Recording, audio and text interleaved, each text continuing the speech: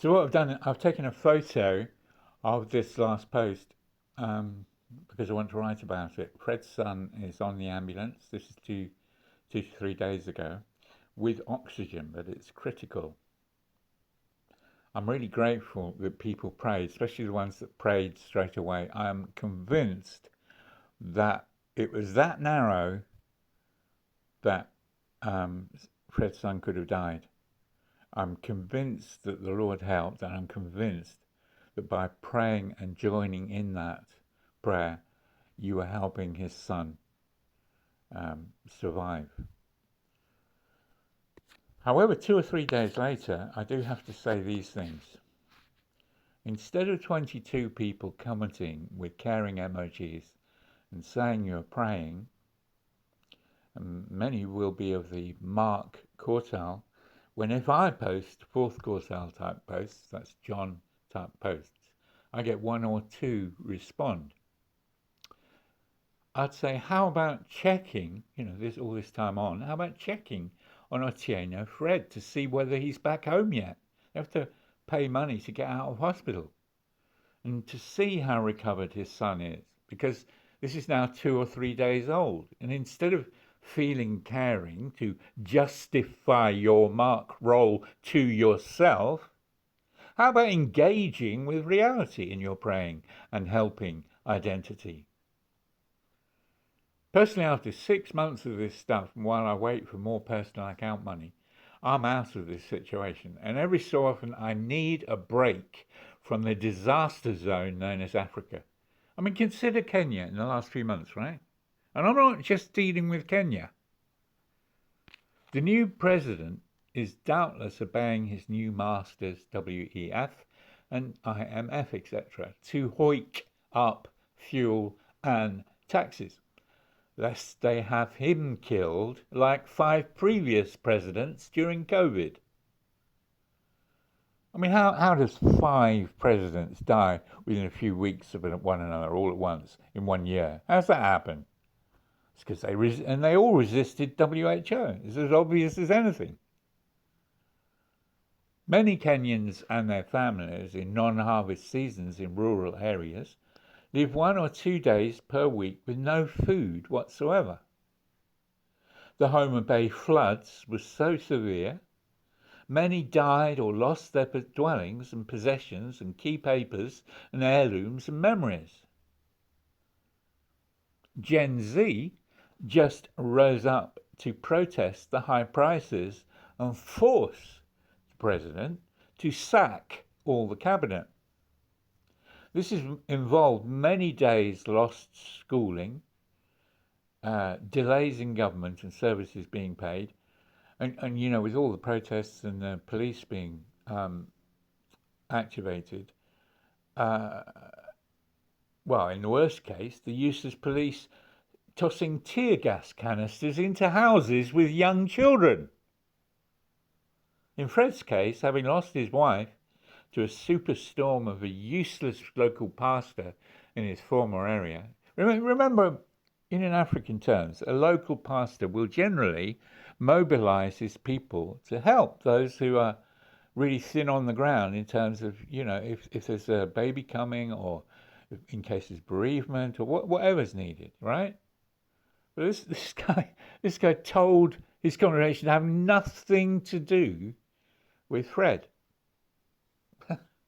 He was the pastor that gave him the position, but he felt so insecure. This is just so typical of African pyramid situations now. But that's another point. Anyway, in Fred's case, having lost his wife to a superstorm of a useless local pastor in his former area, the government giving him 24 hours only to relocate 2 hours or 100 miles or so away with no vehicle to take up a teaching job the very week his wife was to give birth. So a combination of half pay, because when you first start you get half pay, late payment because of inadequate explanation of their bureaucratic procedures, his wife coping alone with the new baby, then falling faint, having too little food, and then needing hospital care. which other pastors kindly in Homer Bay area, they kindly stepped in and paid her bill. Then the week Fred actually gets paid and returns, they lose everything in the Homer Bay floods. His wife gets a cut, which the infected waters aggravate into infection and pneumonia. And by now her immunity is so severely impaired, and even a hospital cannot save her. Now, governments cannot mitigate against floods, especially in the Lake Victoria area, but they can ensure flood management. Governments can improve their appointment skills and key skills of teaching, which people have studied to do and deserve better treatment than herding like animals. When these key people are appointed, surely one question must be, is your wife about to give birth this week? Excuse my squeaking. Surely payment can be explained in the form of correct bureaucratic procedure, and the fact that the first cheque will have to be received in person 100 miles away in Nairobi in the government office when you have no car and have received no payment yet to pay a matatu to get there. Fred personally has been poisoned, throughout all this time, he's been poisoned by local water in his new place, then was poisoned by infected food from a Ugandan street seller. He did go after Uganda, but it's not just Ugandan street sellers. It could happen anywhere in Africa. It can happen in our own restaurants, of course. But we do have more stringent tests and things. Where did I get to? So, he's been poisoned by local water, poisoned by infected food from a Ugandan street seller. And this was 2 hospitalisations in the last few weeks, 6 kids, and now no wife. So he's the father, and he's in hospital for a couple of days and that. Then this week, a son nearly died by malaria, which is still so common in rural areas. But the tear gas could easily have compromised the son's lung so it can't fight off malaria adequately, and so surgeons have to cut away infected parts. I got no idea, no proof of that, but I'm just thinking, a canister of tear gas in an enclosed space with 6 children's lungs, it kind of makes you question, doesn't it?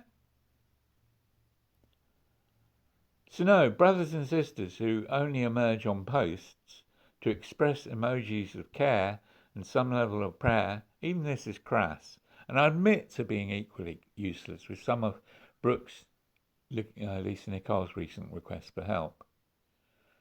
I also admit, everyone's thousands of miles apart. All this communication is going on the internet. Now, I don't believe we should encourage dependency in any way. And even with Matt Warren, it started to feel like it with his homelessness and useless American laws concerning help for people who have been bad in the past, then convert and become pastors. They can't handle that. So there's this delicate walk with messenger and covert begging.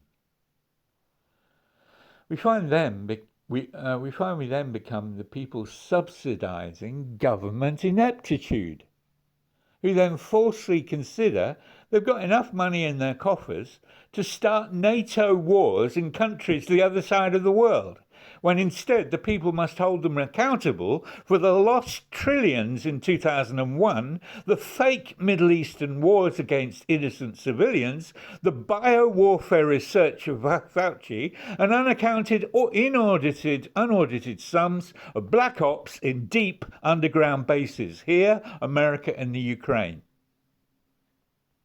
Now, our priesthood engages as we grow stronger in our engagement in the spirit local to us. Our rabbi synagogues are a joke. When we were called to form ecclesia of king priests in every locality. A T.D. Jakes synagogue, A T.D. Jakes synagogue farm of fattening Christians, all contributing to his $350 million wealth bubble, has nothing to do with apostleship. Apostleship is the word in 3 stages, as the holiest place shows. In the first stage, it's learning the spirit testaments of life and living. You know, we're not like Jews trying hard to keep to keep some injunctions from a book. Now those things have become living to us by being born again and having a self-running system, which is Jesus Christ, which is greater than the law and is in this new realm of grace. It's not a fluffy thing saying, oh, there, that's okay, you do what you like. No, it's the power, God's own power of grace and love, working in us to form the testaments of life and living. That's the first stage. Obviously, it goes on the rest of our life, but in the second stage, it's learning manna or rhema sensitivity. So we go off and do exploits of faith, if only in one-off bursts. The way Psalm 84 describes that is going into specific places of weeping, difficulty, problem areas, and making them, by the Spirit, by our faith, places of early rains. We can't do it, but this is God teaching us faith, to pray about situations, move into situations, and see them changed, either singly or together, by faith.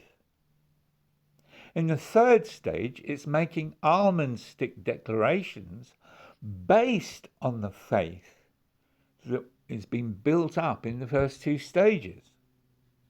As you know, my faith declarations are Christianity is going 3rd level again, like Acts, and every location will have ecclesia as defined in the Bible, with 3rd level elders across Paul's 3 lists of ministries, the crown of 12 stars breadth of rulership, which we see in the Old Testament through the 12 sons and the tribes, and the New Testament, the 12 apostles. Guess who's now before the throne interceding for us? Both sets, 24 elders. And across the 4 main living frequencies of the living faces, the 4 living faces we see described in Ephesians 1, Ezekiel 1, Ezekiel 10, and Revelation 4, and they're all a bit different from one another, so they're tough. You're going to have to meditate on that, as I do, and trying to. And the Leviticus 23, 4 wood categories, and all that means in the Spirit. God is still unpacking that. But these T.D. Jakes, Joel Osteen, Joseph Prince, Rodney Howard-Browne, Bill Johnson, new carts of David built on internet and satellite TV communication without responsibility and spirit governance, these are 2nd level and Ishmaels of the true word being birthed in each of our maturing souls.